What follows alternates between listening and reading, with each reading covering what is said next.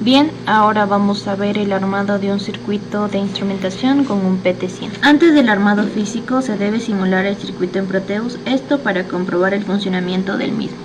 Y para ello debemos calcular los datos que se van a colocar en el Proteus. El puente de Wheatstone es hecho con 4 resistencias. R1 debe ser igual a R3 porque van a ser las resistencias de protección y se calcula mediante la fórmula V al cuadrado sobre 4 veces la potencia máxima.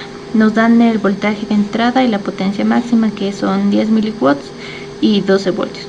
Haciendo este cálculo tenemos que R1 es igual a R3 y va a ser igual a 3,6 kiloohmios. La resistencia 2 va a ser el PT100 y la resistencia 4 va a ser igual al límite inferior del PT100.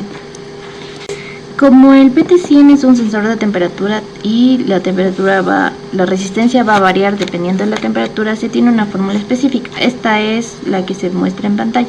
R es igual a RO por 1 más el coeficiente por la diferencia de temperatura. Para nuestro caso en específico tenemos que R de 25 grados va a ser igual a 100, que es el ρ del PT100. 1 más 3.85 por 10 a la menos 3 de grados centígrados a la menos 1, que es el coeficiente que ya nos da el PT100, y menos la diferencia de temperatura entre la temperatura que tenemos y menos la temperatura de referencia. Esta temperatura de referencia siempre va a ser 0, porque cuando tenemos 100 grados la temperatura es de 0 grados centígrados, es por eso. Entonces, calculando, tenemos que la resistencia 25 grados centígrados es igual a 109.63 ohmio. Aplicamos la misma fórmula para la temperatura de 60 y tenemos que este es de 123,1 ohmios. Una vez hemos comprobado los valores de resistencia y lo demás hecho en Proteus, procedemos a armar el circuito en físico. En la parte inferior izquierda tenemos el puente de Wheatstone con sus respectivas resistencias calibradas. En la parte superior los 3 primeros amplificadores son el amplificador de instrumentación no especial, el cuarto amplificador es el inversor y el último es el de transconductancia, que nos va a permitir ver los valores de corriente.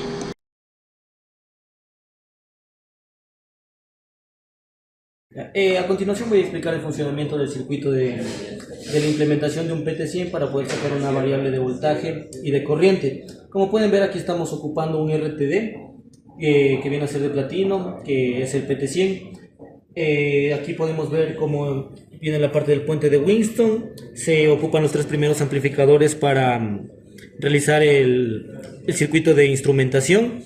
Luego se tiene un cuarto amplificador que viene a ser un amplificador inversor, un amplificador sumador, y finalmente tenemos la última etapa, que es el último amplificador que se ve aquí, para poder sacar la variable eléctrica en corriente. Los resultados deberían de ser de 2 a 5 miliamperios, como ya se vio en la demostración de las medidas, y ese sería el funcionamiento del circuito: sacar una variable eléctrica pasiva, como viene a ser la resistencia que nos ofrece el PT100, a una variable eléctrica activa, que vendría a ser la corriente y el voltaje.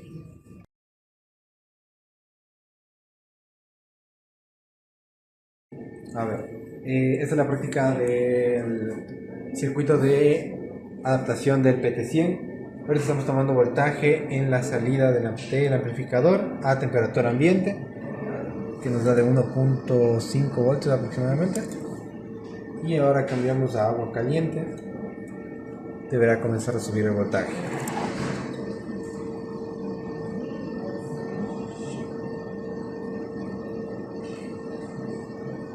Sube despacio, por lo que la temperatura es una variable física muy lenta, entonces se demora en subir el voltaje por completo.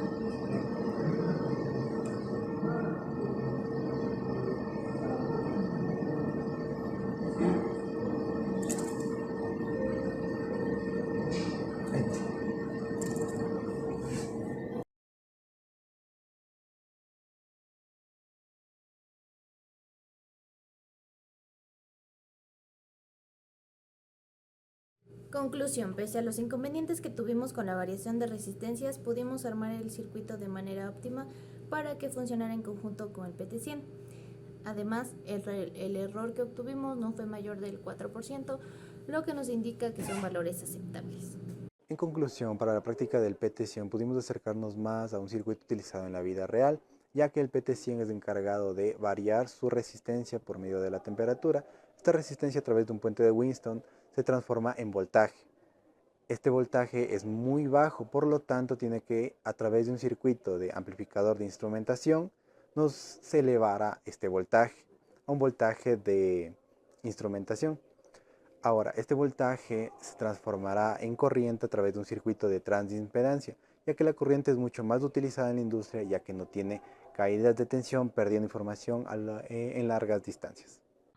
Como conclusión de la práctica del PT100 es muy interesante ver cómo la salida que se tomen los datos varía dependiendo de la temperatura del agua, y también se concluyó que la temperatura es una variable física muy lenta, la cual hace que el voltaje varíe, sí, pero toma su cierto rango de tiempo. No es como los sensores de presión, los cuales varían rápidamente gracias a la presión, sino que en este caso la temperatura toma un poco más de tiempo, ya que el sensor, al estar cubierto de platino, como viene a ser el PT100, demora en la transferencia de calor desde el agua caliente hasta la parte del sensor, es decir, el sensor demora en calentarse un poco.